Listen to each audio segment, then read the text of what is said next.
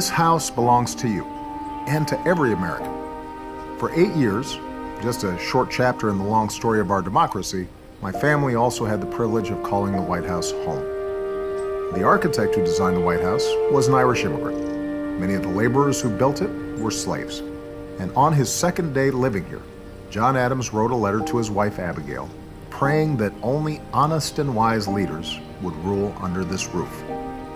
Beneath that roof resides not just a seat of government, of course, but also a living museum, a home to history, and a working office building. Let's go inside and have a look around.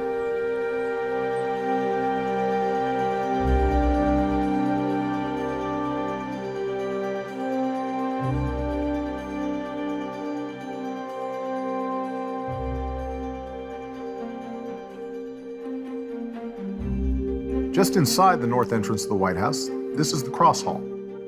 Thousands of tourists walk here every week, taking selfies with portraits of presidents past in the same hall where Jefferson displayed antlers and pelts from Lewis and Clark's expedition. We've welcomed many heads of state here, and this is the carpet that I walked down toward the East Room over there on the left to tell the world that we had delivered justice to Osama bin Laden. I'll never forget coming in here for the first time after my inauguration, starting a new job and moving our family into a new home on the same day.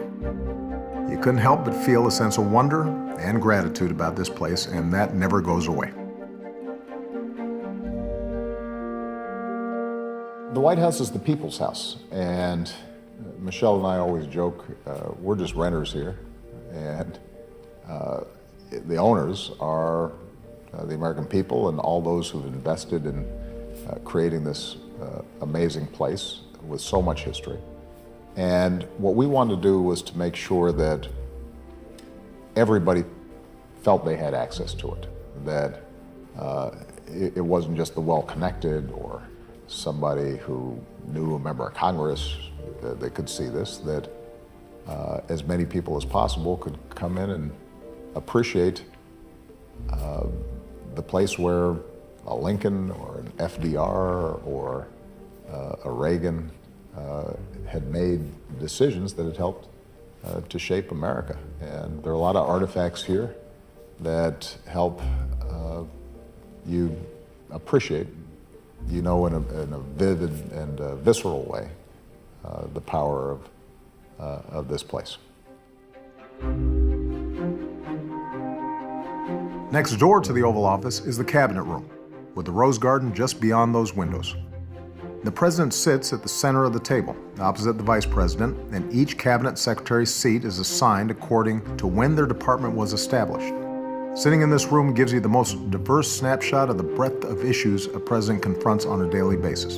It's always humbling to look around this table and see people from all walks of life, experts in agriculture and healthcare and foreign policy, working as a team in common cause. This is also where I met with congressional leaders early in 2009 as we planned America's response to the deep economic crisis we inherited at the start of my presidency. It's where President Kennedy convened his national security advisors during the 13 harrowing days of the Cuban Missile Crisis and met with NASA to plan the mission to the moon. And it's where Harry Truman took the oath of office in 1945 after Franklin Roosevelt, our longest-serving president, died. I've hung a portrait of Truman on the wall to the right, just by the entrance.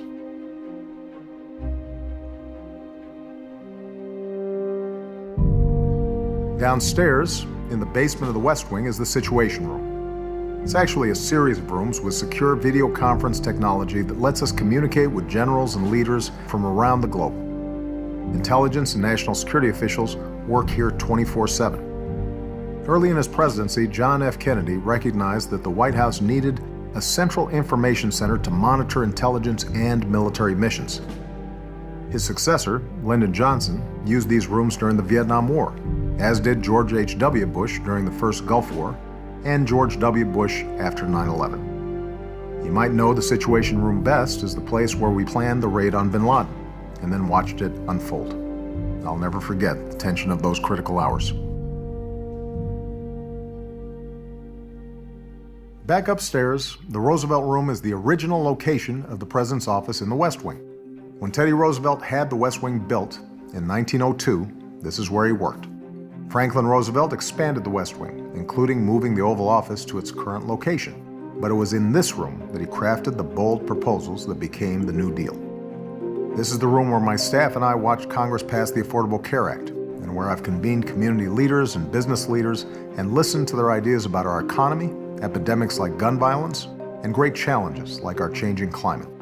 When you're dealing with the toughest issues of our time, it's inspiring to sit in a room named for the Roosevelts, not only because of Teddy and Franklin. Look to your left, and you'll see a bust of former First Lady Eleanor Roosevelt next to the lamp.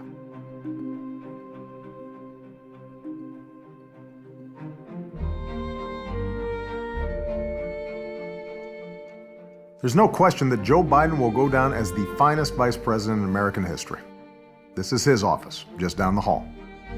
Joe has been my point man on implementing the economic recovery plan that saved our country from another depression, and a trusted advisor on a range of high-stakes foreign policy initiatives. A major part of his legacy will be the work we've started on the Cancer Moonshot, a project close to Joe's big heart. As you look around this room, you can see why America loves Joe Biden. He is truly a family man. His office is overflowing with pictures of his kids and grandkids. Joe and Joe Biden have meant so much to our country over their decades of service, and to Michelle and me over the past 8 years. They've become like family. This is the place where I've spent a lot of time over the last 8 years. I remember when I first walked in, and I looked around and I thought, it's actually not as big as I imagined it on television. It's a fairly intimate space. What also struck me was the amazing light that comes in from these windows that you don't always fully appreciate when you just see photographs of it. You never stop feeling humbled by the Oval Office. You never forget that it's in this room where decisions of war and peace and major advancements in civil rights and human rights have all been made. Where for generations, the major debates of the day have taken place.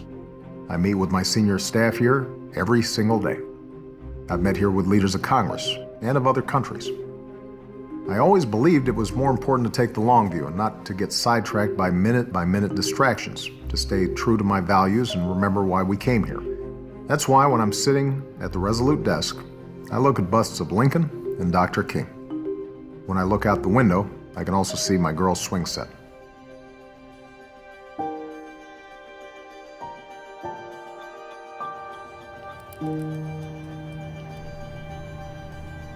The first day coming into this house was a whirlwind because it's inauguration day.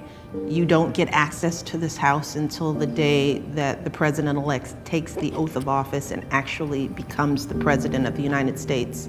And you feel that way for several months. It takes some time to really settle in and feel like this place is your home. So it was probably around March that I started to be able to take a deep breath and feel this place as not a museum, but as my home.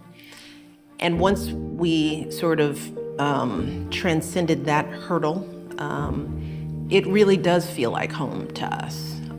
There are 2 floors upstairs above the state floors, and that's where our home is. That's where our children have grown up.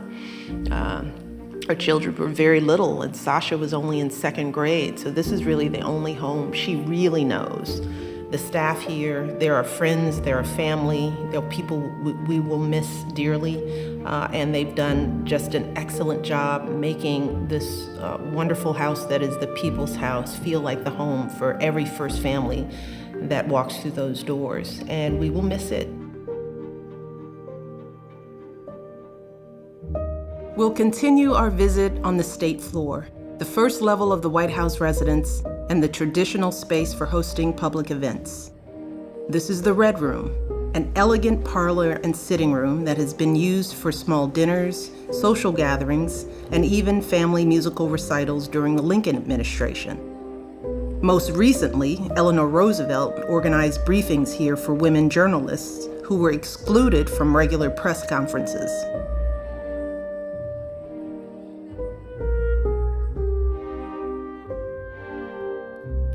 Early on, the Green Room served as Thomas Jefferson's dining room.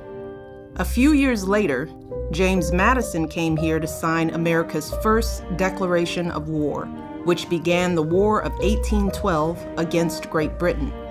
These days, this is a quiet space where my husband and I often privately greet our guests or thank performers for coming to the White House before we head next door to the East Room for a concert or event.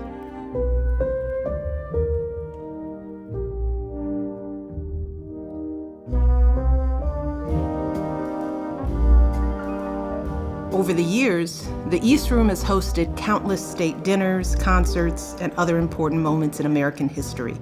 Musicians like Itzhak Perlman, Dizzy Gillespie, Gloria Estefan, Stevie Wonder, and Melissa Etheridge have performed here. This is where President Johnson signed the Civil Rights Act and where Barack signed the Affordable Care Act. Even the paintings are legendary. Dolly Madison saved this famous Gilbert Stuart portrait of George Washington when British troops set fire to the White House in 1814.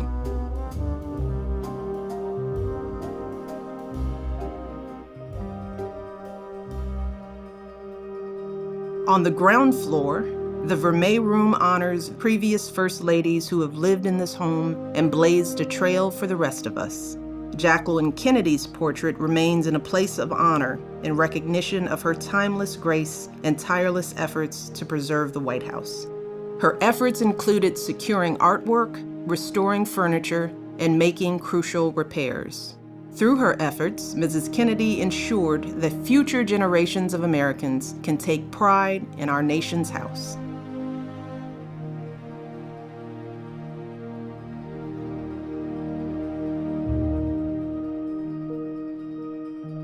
The state dining room might look spacious now, but try to picture it with over 200 guests and performers during an official state visit. It took a lot of careful planning to set up a state dinner here to welcome the Chinese president, President Xi, back in 2011. Fortunately, we have a great team in the White House, and everyone pitched in, from the social office to the electricians to our fabulous chefs. As you're looking around, make sure to take in the new drapes, which echo the distinctive band of Kailua blue on our Obama China service, a color representing the waters off the coast of Hawaii where my husband was born and raised.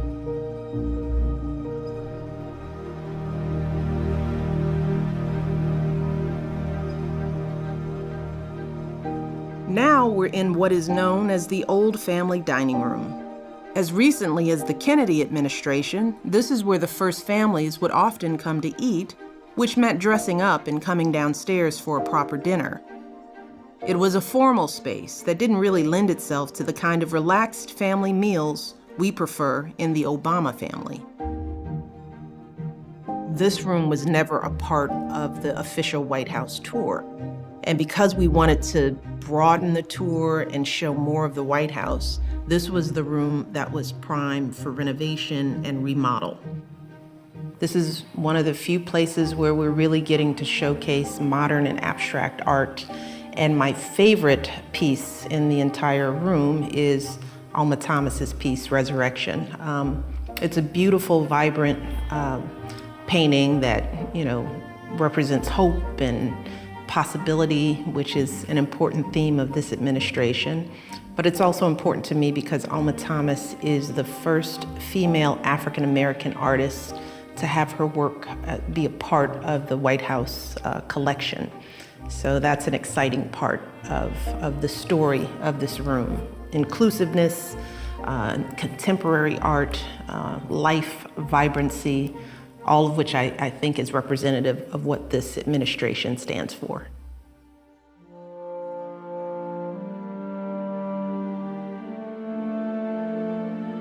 We conclude our visit on the state floor with a room at its very center, the Blue Room. This room has always been one of our favorites, especially after Barack was sworn in here for his second term in 2013. Whether welcoming military families from across America or dancing with a 106-year-old great-great-grandmother, the president and I have made some special memories in this beautiful room.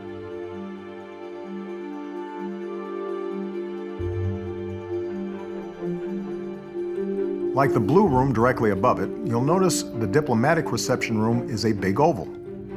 This design dates back to George Washington's time, who saw oval rooms as a symbol of democracy. The president could stand in the center to greet everyone at a similar distance, and nobody gets stuck in a corner. For more than a century, presidents have used this room to welcome diplomats and heads of state, including the Queen of England. Jackie Kennedy added the wallpaper, which depicts landscapes like Virginia's Natural Bridge, Boston Harbor, and Niagara Falls. This is also where Franklin Roosevelt recorded his famous fireside chats. On a Sunday night, a week after my inauguration, I used the radio to tell you about the banking crisis, about the measures we were taking to meet it. FDR understood how important it is for a president to communicate directly with the American people. Of course, every president since has used radio, television, and now the web and social media to meet citizens where they are. And what you're participating in right now is another step in the story of our progress.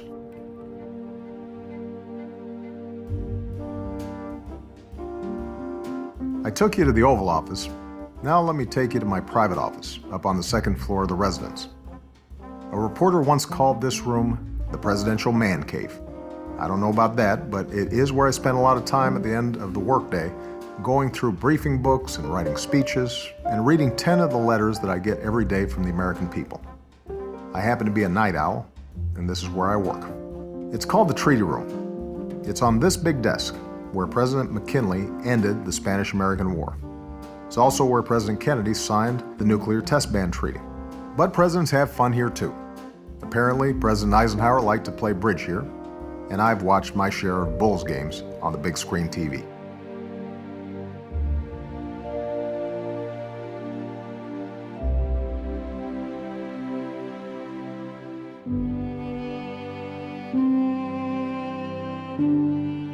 In the residence, the place that always inspires me is the Lincoln bedroom.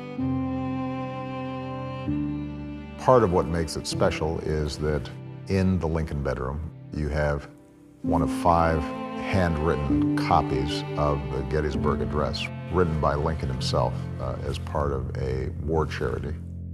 To be able to read the Gettysburg Address late at night, if you're feeling a little frustrated with the job, to see his writing, the brevity and the power of that speech,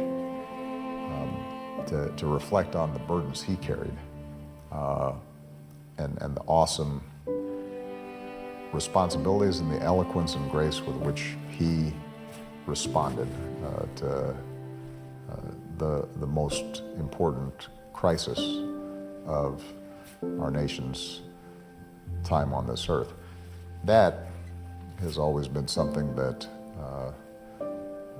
I have appreciated, and I suspect that on the last night before I leave here, there'll probably be someplace where I spend some time.